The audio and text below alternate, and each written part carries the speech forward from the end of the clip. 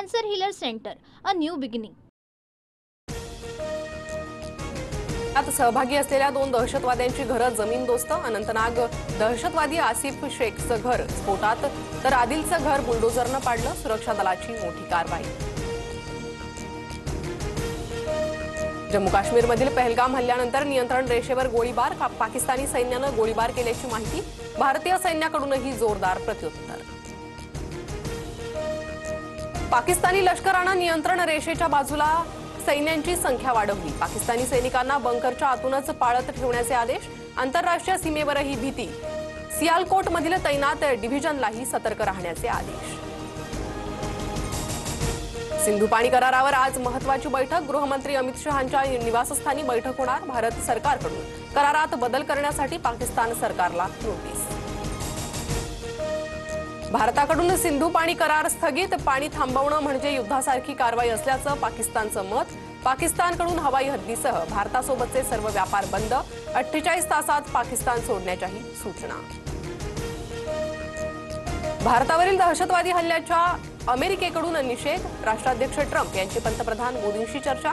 आम्ही भारतासोबत भयानक हल्ल्यातील दोषींना शिक्षा व्हावी.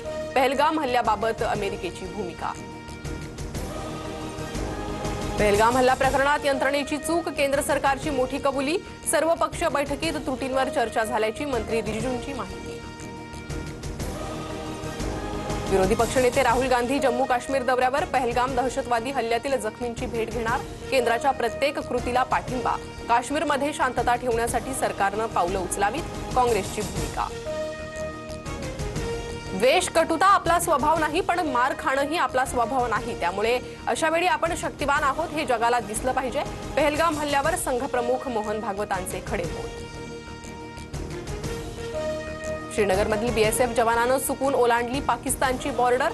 जवान पूनम कुमार पाकिस्तानी सैन्याच्या ताब्यात.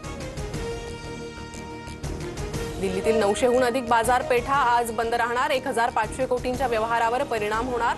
चांदणी चौकापासून लाल किल्ल्यापर्यंत सहानुभूती मार्च काढला जाणार.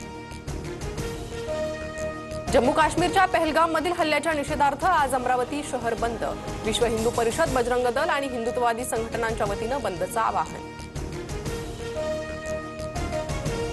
एनआयएची टीम डोंबिवली विष्णुनगर पोलीस ठाण्यात दाखल. एनआयए टीम मोने, जोशी आणि लेले कुटुंबाच्या घरी चौकशीसाठी जाणार. पहलगाममधील दहशतवादी हल्ल्यात या कुटुंबातील 3 मावस भावांचा मृत्यू. नागपुरात 2000हून अधिक तर पुण्यात 111 पाकिस्तानी नागरिक वास्तव्यास. पहलगाममध्ये झालेल्या हल्ल्यानंतर पाकिस्तानी नागरिकांवर नजर. माहिती गोळा करण्याची प्रक्रिया सुरू. जम्मू काश्मीरमध्ये अडकलेले 500 पर्यटक महाराष्ट्रात सुखरूप परतले. आज उर्वरित 232 प्रवाशांना विशेष विमानानं भारतात आणणार. मुख्यमंत्री फडणवीसांनी मंत्री गिरीश महाजनांकडून घेतला आढावा. चंद्रपूर जिल्ह्यात तापमानाचा पारा 45.9 अंश सेल्सिअसवर. वाढत्या तापमानामुळे व्याघ्र प्रकल्पातील दुपारच्या सत्रातील सफारीच्या वेळेत बदल. आता दुपारी 3 ते संध्याकाळी 7 या वेळेत सफारी होणार.